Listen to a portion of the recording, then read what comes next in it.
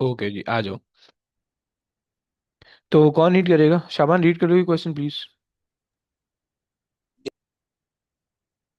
अच्छा, by the way जरा एक चीज यस। पहले सुन लो, एक चीज पहले सुन लो। देखो, थर्मल फिजिक्स की हमने टॉपिकल वाइज क्वेश्चन वगैरह तो कर लिए। अब ये जो एमसीक्यूज हैं, ये सारे एमसीक्यूज हैं। मतलब जितने भी हमने थ्योरी के क्वेश्चन किए ना, जो भी हमने तीन चीज़ें पढ़ी थी, सही है। हमने एनर्जी रिसोर्सेज पढ़ा था, फिर एनर्जी ट्रांसफर पढ़ा जिसके अंदर कंडक्शन, कन्वेक्शन, रेडिएशन था। एनर्जी रिसोर्सेज के अंदर रिन्यूएबल, नॉन रिन्यूएबल एनर्जी पढ़ी थी, सही। और अब इसके बाद जो हमने लास्ट चीज़ हमने पढ़ी थी थर्मल प्रॉपर्टीज, जिसके अंदर जो है ना स्पेसिफिक हीट कैपेसिटी और लेटेंट हीट ऑफ फ्यूजन था। ये दो चीज़ें थी, सही हो गया। तो टोटल ये चीज़ें हमारे पास मौजूद थी, सही है। तो अब यहाँ पे उन सारों की जो है ना एमसीक्यूज है, सही हो गया। तो आ जाओ भाई, आ जाओ, रीड कर लो please. Gases can be compressed, but liquid cannot. Which statement explain the difference? अच्छा, वैसे तो आपको ये पता चल रहा होगा कि ये थर्मल प्रॉपर्टीज का क्वेश्चन है, कि जिसके अंदर आपको जो है ना प्रॉपर्टीज ऑफ द सब्सटेंस बतानी चाहिए कि solid can be compressible, liquid can not be compressed, and gases can be, solid can not be compressible, liquid can not be compressible, but gases can be compressible, right, और can be compressed, सही है। और चूंकि यहाँ पे कोई reason है, शबान, कोई रीजन आपके जहन में है कि वो क्यों ऐसा होता Sir, B, है? B. बी कह रहे हो? Molecules in the gas are further apart than in the liquid, okay, good हो गया। अच्छा, वैसे each molecule in the gas is more compressible than each molecule in the liquid, नहीं, ऐसा नहीं हो सकता, सही है। Molecule in the gas attract each other more strongly.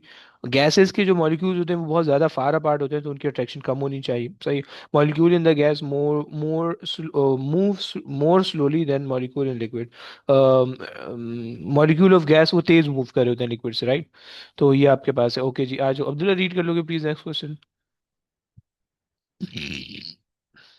In an experiment, a liquid is heated at a constant rate. The temperature of the liquid increases and eventually becomes constant. Which statement about the experiment is correct? जनाब,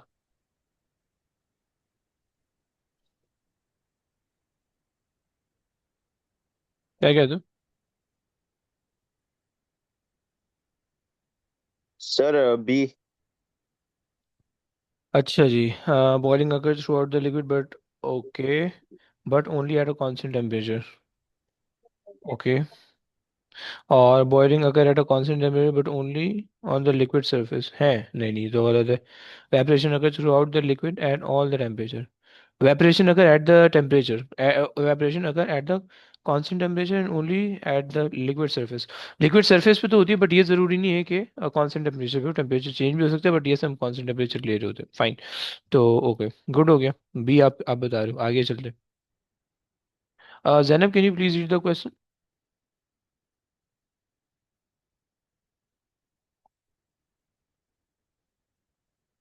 जैनब, आसपास नहीं हो गया? नहीं तो फिर मुझ से करवा लेते। मुझे रीड कर दोगे क्वेश्चन भाई? This is hmm. one end of a copper rod is heated. What is one of the what is one method by which thermal energy is transferred in the copper rod? अच्छा, copper metal है, आपको ये बात पता है, सही है। और मेटल के अंदर थर्मल एनर्जी ट्रांसफर जो होती है वो इलेक्ट्रॉन के फ्लो से होती है, और एटम की वाइब्रेशन, इन दोनों चीज़ों से वैसे तो हो रही होती है, राइट। लेकिन एटम की वाइब्रेशन जो है वो दोनों के अंदर कॉमन है, सही है। वो एटम की वाइब्रेशन उसके अंदर भी होती है, यानी आप कह लो कि इंसुलेटर के अंदर भी होती है और कंडक्टर के अंदर भी होती है। तो हमारे पास जो अलग तरीका है वो हमारे पास फ्री इलेक्ट्रॉन की मूवमेंट होनी चाहिए, सही। देख लेते हैं भाई। फिर electron transfer energy from the cooler end to the hotter end, ऐसा तो नहीं होगा हॉटर एंड से एनर्जी गेन करेंगे कूलर की तरफ जाएंगे, सही है। तो बी होना चाहिए, सही है, from the hotter end to the cooler end, समझ रहे हैं ना? मुझे समझ हो ना, तो बी आंसर हो जाएगा इसका। Yes, clear sir. हुआ? परफेक्ट। चलो आगे चलते हैं। आ जाओ भाई, शबान, रीड कर लोगे please? Two plastic cups are placed one inside the other. A small spacer keeps the cups separated. Hard water is poured into the inner cup, and a lid is put on top as shown. Which statement is correct? सही है। सही है spacer. अच्छा spacer इन्होंने वैसे लगा दिया जिसकी वजह से एयर गैप आ गया। सही, आपको वैसे पता है कि एयर गैप जो होता है वो air is a bad conductor of heat, right? तो अगर अंदर हॉट वाटर है तो वो थोड़ा देर तक जो है ना वो it will be hot for a very long time, right, because of the small air space, right, in between the two cups. Okay, खैर। तो अब आप क्या कहते हो, कौन सा ऑप्शन आपको लग रहा है? और एक्सप्लेनेशन भी बताना please. Sir A I think. आप कह रहे हो कि the bench is heated bye convection from the bottom of the outer cup. Okay. अच्छा देखो, बेंच तो सॉलिड है ना, और सॉलिड के अंदर तो कन्वेक्शन नहीं होती है। सही, देखो उसने कहा कि bench is heated by the convection from the bottom of the outer cup. देखो कप से बेंच हीट हो रही है, राइट? कप और बेंच, यानी जो हीट हो रहा है और जो हीट करने वाला है वो दोनों सॉलिड है। सही, और सॉलिड के अंदर जो है वो कंडक्शन से होती है, समझ रहे हो आप? तो ये ए तो उस हिसाब से गलत होना चाहिए क्योंकि कन्वेक्शन तो नहीं हो रही है यहाँ पे। सही है। अगर आगे वाला देखो, बी के अंदर तुम देखो, the lead reduces energy loss by convection, बिल्कुल सही है। बल्कि हाँ सही हो सकता है, चलो इसको देखेंगे, थोड़ा सा मुझे सही लग रहा है थोड़ा थोड़ा। आगे चलते हैं। There is no thermal conduction through the side of the through the sides of either cup. नहीं, ऐसा नहीं होगा। थर्मल कंडक्शन जो होगी, कंडक्टर में पता है कंडक्शन सॉलिड के अंदर होती है, चाहे वो इंसुलेटर हो चाहे वो कंडक्टर हो। सही है। तो जो इनर कप है, इनर कप की जो वॉल है, यानी जो ये वाला कप है, सो ये जो ये वाला कप है, तो ये जो इसकी वॉल होगी, यहाँ पे तो कंडक्शन हो रही होगी, राइट? और पानी जो है वो इसको हीट अप कर रहा होगा। सही है, पानी की जो है ना, पानी की वजह से जो गर्मी है वो उसको हीट अप कर रही होगी, राइट? तो ये तो तुम्हारे पास हो रहा होगा। सही है। तो ये एक चीज़ हो गई। सो मुझे ये चीज़ तो ऑप्शन थोड़ी सी सही सही लग रहा है। सही है। सी, बी मुझे थोड़ा सा सही लग रहा है। सी अगर सही, सी मुझे जो है थोड़ा सा गलत गलत लग रहा है क्योंकि उसने उल्टा कहा है, there is no thermal conduction, right? यहाँ पे थर्मल कंडक्शन होगी, ये गलत हो रहा है। Thermal radiation is prevented by the small air gap, right? Radiation जो है वो एयर से कोई, उसको कोई मसला नहीं होता, चाहे एयर गैप हो या नहीं हो, रेडिएशन अपने हिसाब से होती है क्योंकि रेडिएशन डिपेंड करती है किस चीज़ पे? रेडिएशन डिपेंड करती है मीडियम के ऊपर, उसकी जरूरत नहीं होती, बगैर मीडियम के काम चल जाती है। सही है। तो ये हिसाब किताब है। अच्छा जी, आ जाओ भाई आगे चलते हैं। सही है ना? शबान समझ लो ना, इसमें ऑप्शन बी होना चाहिए, ए नहीं होना चाहिए। आप समझ पाए? ए। परफेक्ट। ओके जी, आगे आ जाओ। कौन है भाई? अब्दुल्ला जरा रीड कर लोगे प्लीज?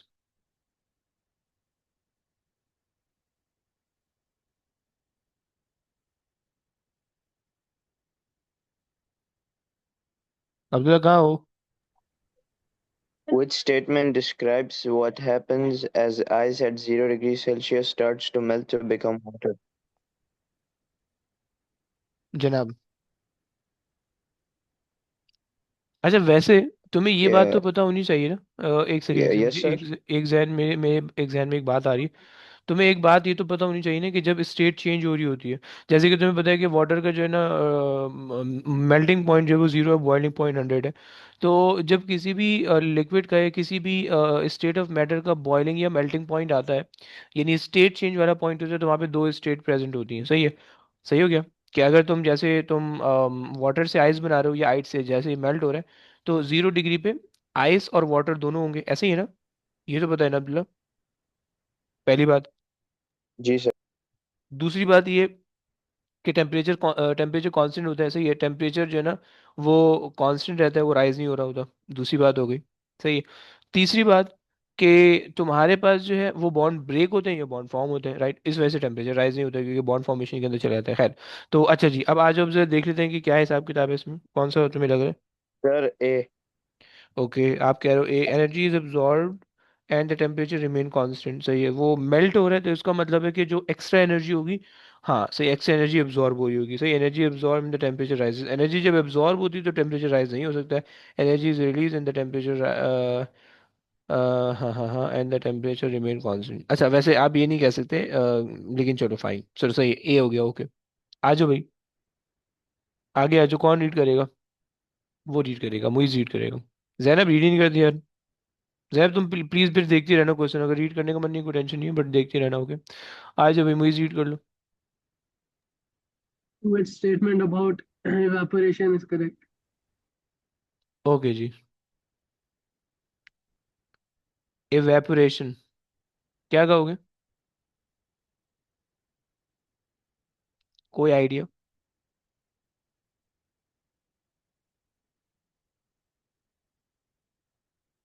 अच्छा जी, एवेपोरेशन तुम्हें पता है, देख लेते हैं। Evaporation causes the temperature of the remaining liquid to decrease.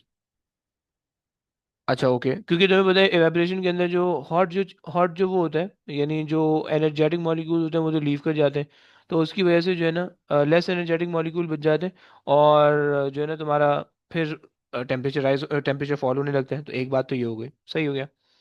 दूसरी बात कि तुम्हारे पास जो है एवेपोरेशन सरफेस पे हो रही होती है, सही है, तो वो तुम कह सकते हो।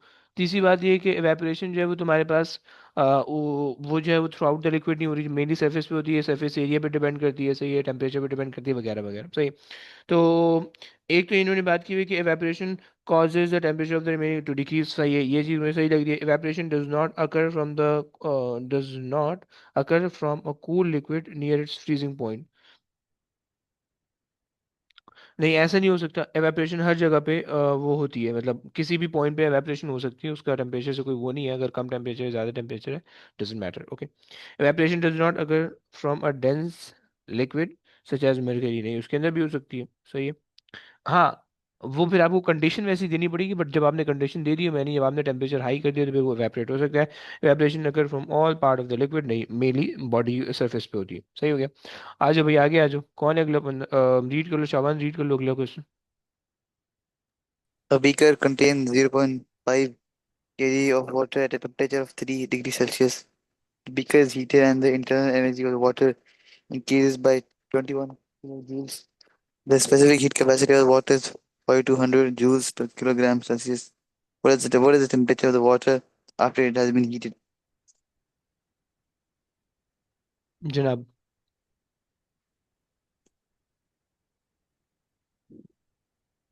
अच्छा जी, क्या कर सकते हैं, फॉर्मूला क्या लगेगा? पहले याद है, E is formula equals to, बताओ। E equal to mc t delta T, delta T लिख, सही हो गया, delta t. सही हो गया। सो 0.50, सही है, ये आ गया मास, और स्पेसिफिक हीट कैपेसिटी है 420, सही है। अच्छा वैसे ना तुम ये चीज देख लेना कि मास भी केजी के अंदर है, स्पेसिफिक हीट कैपेसिटी के अंदर जो यूनिट है वो भी केजी के अंदर है, सही है। अच्छा जी, इन्होंने कहा भाई कि अच्छा, इन्होंने टेम्परेचर हमें नहीं दिया, वो तो टेम्परेचर में नहीं पता, सही है, चेंज इन टेम्परेचर में नहीं पता बेसिकली, सही है। और एनर्जी जो इन्होंने सप्लाई की है वो 21 किलो जूल्स है, ओके, तो किलो जूल्स को हमें जूल में कन्वर्ट करना है, क्योंकि यहाँ पे के है और यहाँ पे सिर्फ जूल है, इस वजह से मैं कन्वर्ट कर रहा हूँ, सही है। सो 21 एंड 30, ओके, ये आपके पास आ गए। अच्छा जी सर, इसको सॉल्व कर लो। 21 1 2 3 डिवाइडेड बाय 0.5 इंटू 42 1 2, सही है। ये ज़रा मुझे बताओ, इसका चेंज इन टेम्परेचर कितना आता है?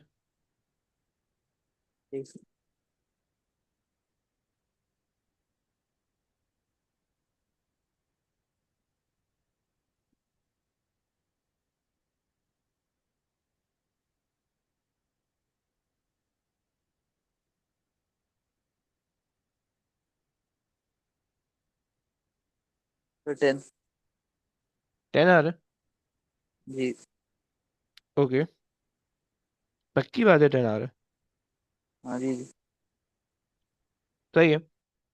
अच्छा जी, अब देखो उन्होंने हमें ये कहा हुआ है कि the beaker contain water at this temperature 3 degree पे, सही, the beaker is heated and the internal temperature in the internal energy increase, सही है। सो अब आपके पास जो है पहले जो टेम्परेचर था वो 3 था, सही, और आपने 10 डिग्री का चेंज लाया है, सही, तो इंक्रीज होके कितना का हो गया होगा, समझ में आ रहा है?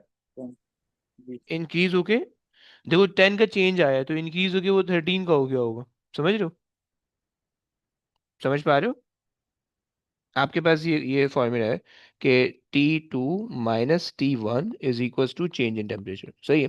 चेंज इन टेम्परेचर हमने निकाला 10, इज इक्वल्स टू T2 हमने निकालना है, -T1 हमारे पास है 3, सही, 3 को वहाँ पे ले जाओगे तो 13 हो जाएगा, सही हो गया। Is that clear Shaban? Yes, yes. सही हो गया, सो 13 आंसर हो गया, सही हो गया। चलो आगे चलते हैं भाई।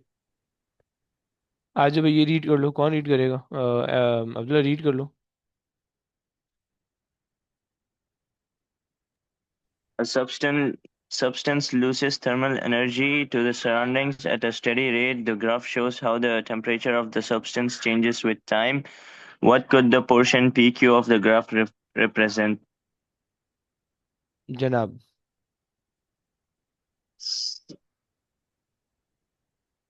अच्छा जी, पी क्यू, टेम्परेचर डिक्रीज हो रहा है, सही है। और टेम्परेचर डिक्रीज सर होने का मतलब है I think liquid cooling, C. Liquid cooling. अच्छा, ऐसा कह रहे हो?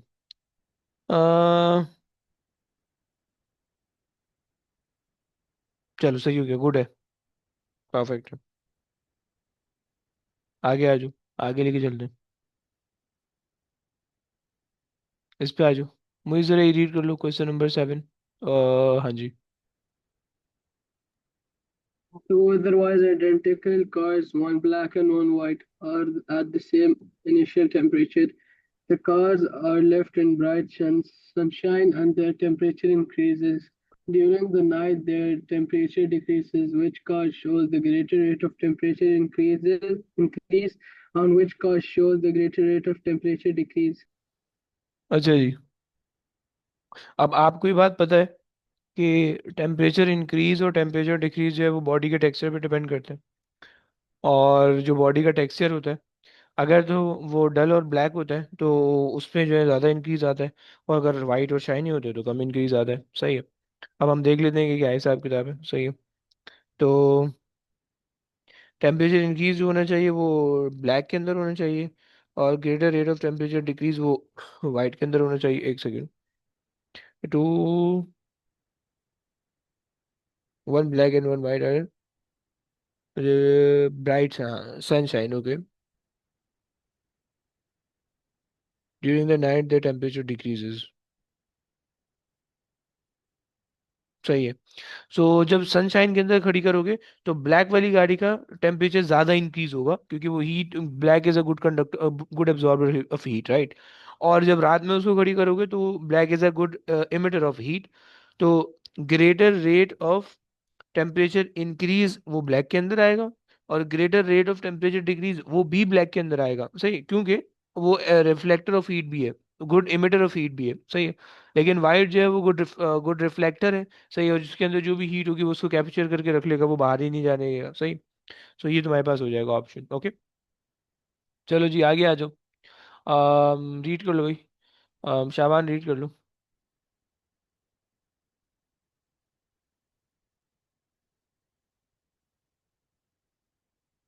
हाँ जी। The density of the liquid changes as the temperature increases. This causes the energy to be transferred through the liquid. How does density change and what is the energy transfer process? हम्म, क्या करेंगे?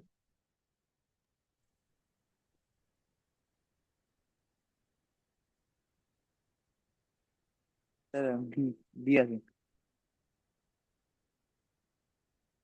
आप कह रहे हो कि D. Convection, very good, हो गया, सही है, क्योंकि आपके पास लिक्विड है, और लिक्विड के अंदर जब हीटिंग करोगे तो लिक्विड एक्सपेंड हो जाता है, और एक्सपेंशन की वजह से जो है ना वॉल्यूम इंक्रीज होता है और डेंसिटी डिक्रीज हो जाती है, फाइन, मान लेते हैं। अच्छा, ये तुमसे कह रहे हैं smoke particles illuminated by the bright light are seen through the microscope, they move about randomly, okay, what causes this motion, okay। अच्छा, तुम्हें पता है कि ब्रोनियन मोशन जो होता है उसके अंदर बेसिकली हम क्या करते हैं कि स्मोक पार्टिकल यानी मूवमेंट ऑफ द पार्टिकल को हम देखते हैं, और मूवमेंट ऑफ पार्टिकल के अंदर हम क्या करते हैं, माइक्रोस्कोप लगाते हैं, और अंदर जो है ना हम देख लेते हैं कि भाई पार्टिकल किस तरह से मूव कर रहा है, तो जो पार्टिकल होता है उसकी movement zig zag zig zag इस तरह से यूं चल रही होती है पार्टिकल की मूवमेंट, राइट। और इस मूवमेंट की वजह क्या होती है, ये बेसिकली ना हम स्मोक पार्टिकल को कैप्चर करते हैं, क्योंकि स्मोक पार्टिकल बड़ा होते हुए दिख सकता है, सही। तो ये स्मोक पार्टिकल हमारे पास होते हैं, सही है। और ये स्मोक पार्टिकल जो है जब एयर पार्टिकल से टकराते हैं ना तो ये अपनी पोजीशन चेंज कर रहा होता है, सही। तो स्मोक पार्टिकल जो होता है वो हैवी होता है कंपेयर टू एयर पार्टिकल, और स्मोक पार्टिकल जो है वो एयर पार्टिकल से टकरा रहा होता है, उसकी वजह से वो रैंडमली मूव कर रहा होता है, उससे हमें ये भी पता चल जाता है कि एयर पार्टिकल भी रैंडमली मूव कर रहे होते हैं, ओके। तो खैर कोई अट्रैक्शन वगैरह नहीं होती है, सही। अब तुम देख लो कि attraction between the smoke particle and the molecule of the air, ये तो पॉसिबल नहीं, गलत है, सही है। Molecules between the smoke particle and the molecules of the what causes the motion, collision between the smoke particle and the molecule of the air, बिल्कुल सही है कि स्मोक पार्टिकल जब एक एयर एयर मॉलिक्यूल से टकराता है उसकी डायरेक्शन चेंज हो जाती है, फिर डायरेक्शन चेंज होती है, फिर डायरेक्शन चेंज होती है, and so on. Evaporation of the faster moving smoke particle, नहीं। और ये बाकी और कुछ भी नहीं, सही। आगे चलते हैं, आगे आ जाओ भाई। ये तो मेरे ख्याल से सरफेस एरिया ऑफ द, चलो ओके, रीड कर लो जरा, मुइज रीड कर लो जरा। Beaker of liquid is left on a laboratory bench. There is an electric fan in the laboratory causing a draught over the liquid. The liquid evaporates, which row shows two changes that will both cause the liquid to evaporate more quickly. जनाब, क्या करोगे? अगर surface area को ज़्यादा कर दोगे तो उसकी वजह से वेपरेशन इंक्रीज हो जाएगी, सही है। और अगर फैन की स्पीड इंक्रीज कर दोगे तो उसकी वजह से स्पीड, उसकी वजह से वेपरेशन इंक्रीज हो जाएगी। अभी ये कह रहे हैं कि which row show two change that will both causes a liquid to evaporate more quickly, right. तो मोर क्विकली का मतलब है कि इंक्रीज और इंक्रीज इंक्रीज इंक्रीज, राइट, ये आ गया। चलो भाई, हो गया समझ में आया। आगे आ जाओ, 18 पे आ जाओ, अगला क्वेश्चन। अगला रीड कर लो please. Which processes occur in a metal to cause thermal conduction? Hmm.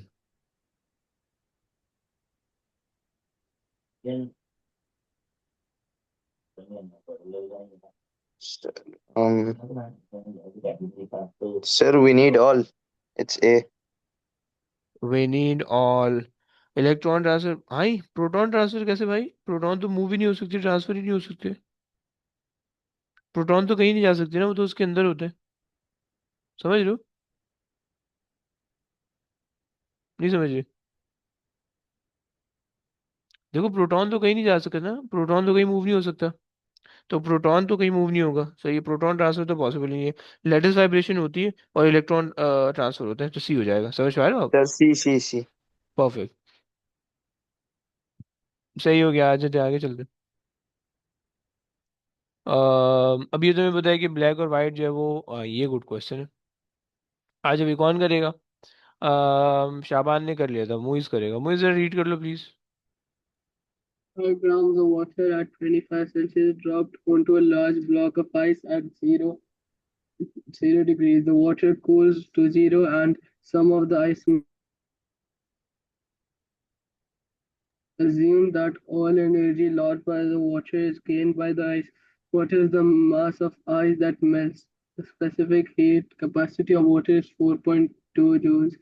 The specific land heat of fusion of ice is 340 joules. अरे यार, स्पेसिफिक लेटर नीड कहाँ से आ गया? नहीं, लेटर हीट वाले क्वेश्चन लेवल्स में नहीं है, उसको छोड़ो। आगे चलते, ये एक या दो क्वेश्चन तुम्हें दिखेगा, उसको तुम इग्नोर कर सकते हो।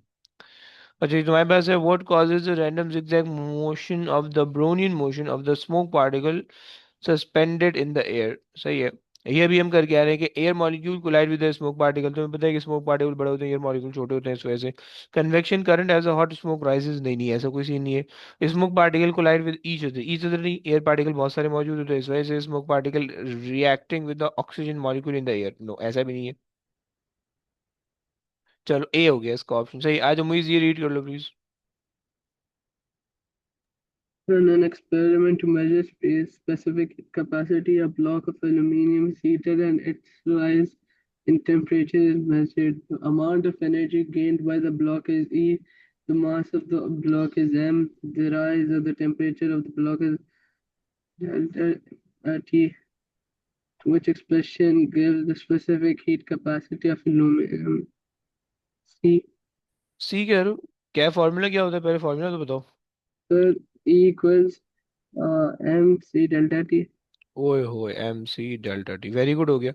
सी को अगर आपने सब्जेक्ट बनाया तो E upon M delta T, very good, सही है, परफेक्ट।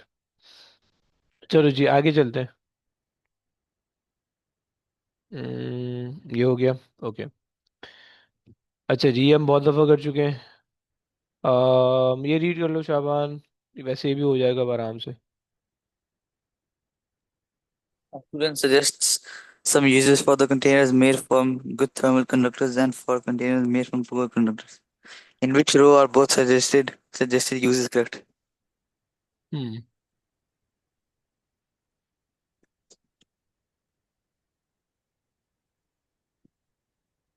क्या करेंगे? एक second. Okay, take your time.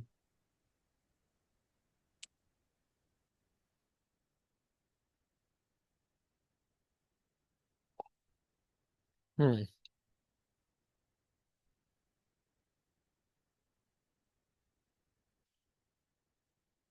अच्छा जी, आ रहे, समझ में आ रहा है। हाँ जी।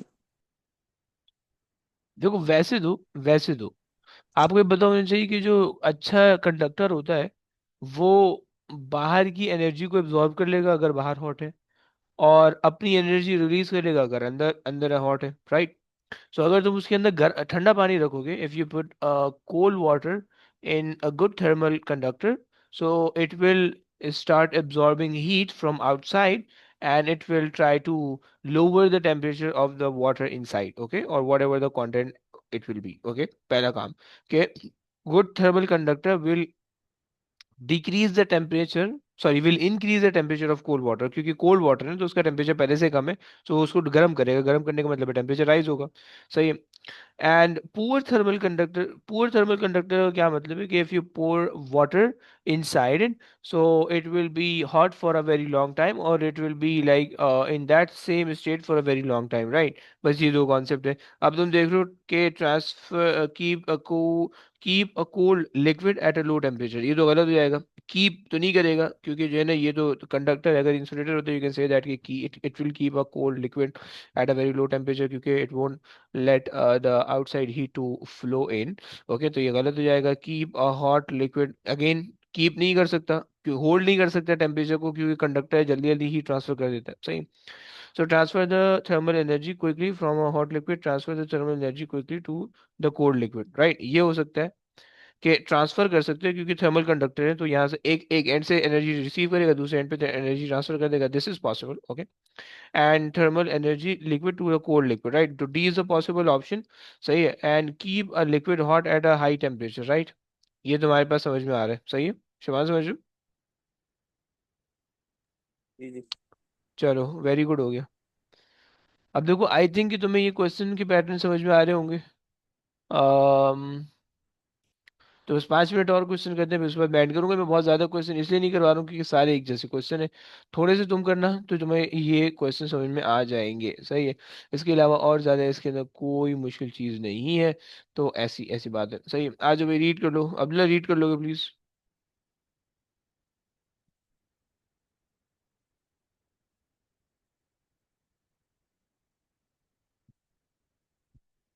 अब्दुल्ला नहीं है?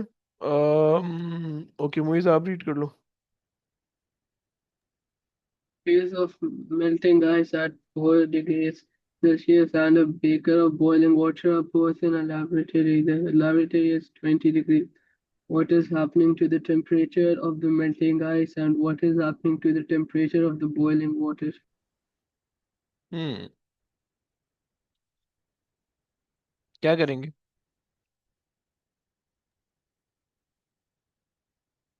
सही हो गया।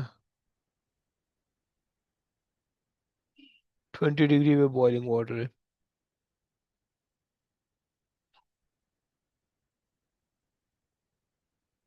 अच्छा जी। अब यहाँ पे तुम्हें वैसे पता होना चाहिए कि अगर तुम्हारे पास कोई स्टेट चेंज नहीं होती, मेल्टिंग आइस है, मेल्टिंग आइस का मतलब है कि it is not completely melt. बोलो बोलो, क्या बोलो? आई थिंक डी है इसका। डी या बी। सी या डी में से? नहीं, बी या डी में से। बी या डी में से? Temperature of the boiling water. देखो, temperature of the boiling water और temperature of the melting ice, ये दोनों जो है कांस्टेंट हो जाएंगे। क्यों? क्योंकि जैसे ही तुमने आइस को अंदर रखा होगा ना, तो फिर उसके बाद फर्दर जो भी हीट तुम 1%, 2%, 0.1% भी हीट इनपुट करोगे सिस्टम के अंदर, वो सारी की सारी जो है ना, वो आइस एब्जॉर्ब कर लेगा, राइट। और जब वो आइस एब्जॉर्ब कर लेगा, तो उसकी वजह से जो तुम्हारे पास वाटर के टेम्परेचर को राइज होने के लिए, यानी वाटर के टेम्परेचर को गर्म होने के लिए, जो तुम्हारे पास जो तुम्हें एनर्जी रिक्वायर्ड थी वो सारी तो उसने पी ली, क्या बोलते हैं, बर्फ ने या आइस ने जो उसको एब्जॉर्ब कर लिया, राइट। तो और आइस का टेम्परेचर इसलिए नहीं मेल्ट हो रहा क्योंकि जो है उसकी स्टेट चेंज होगी, राइट, क्योंकि उसने आइस को एट 0 डिग्री कहा हुआ है। So ice at 0 degree causes the absorption of heat from the heat source that will ultimately reduce the temperature change, okay, और फिर वो इवेंचुअली जीरो हो जाएगा। क्या ये बात समझ में आई? थोड़ी सी अजीब सी बात थी, सही हो गया? तो अगर समझ में आई है तो Right. फाइन, नहीं समझ में आई तो आगे चलते हैं, और नहीं समझ में आई तो पूछ लो, फिर पूछ के आगे चलते हैं। समझ। आ गई है, चलो। अब ये तुम लोग खुद ही कर लोगे, ये ब्लैक ऑब्जेक्ट वाइट ऑब्जेक्ट ये भी तुम लोग से हो जाएगा। अब बस करते हैं, बस काफी है। अब मैं ज्यादा क्वेश्चन नहीं करा रहा क्योंकि ज्यादा तकरीबन एक जैसे क्वेश्चन आएंगे। सही है, तो इसको बस प्रैक्टिस कर लेना, घर में थोड़े से क्वेश्चन है, इसको प्रैक्टिस कर लेना, तो उससे हमारा थर्मल कंप्लीट हो जाएगा।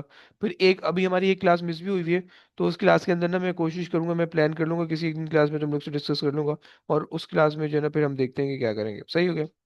तो ये है बस, अभी मैं और नहीं करा रहा क्वेश्चन क्योंकि तकरीबन अब सब एक जैसे क्वेश्चन आने शुरू हो जाएंगे, थोड़ा बहुत डिफरेंस है। मैंने अपना दिमाग लगा दिए। सही, अब तुम लोग की बारी, तुम लोग अपना दिमाग लगाओ, इसको कंप्लीट करो। सही है, और इसको कंप्लीट करने के बाद फिर मुझे बताना। ये बस मुझे जो है ना बता देना अगर किसी क्वेश्चन में कोई प्रॉब्लम हो रहा है, राइट? तो बस ये कर लेना। सही हो गया? चलो बस, चलो जी, ओके गाइस, टेक केयर बच्चों, अल्लाह हाफिज।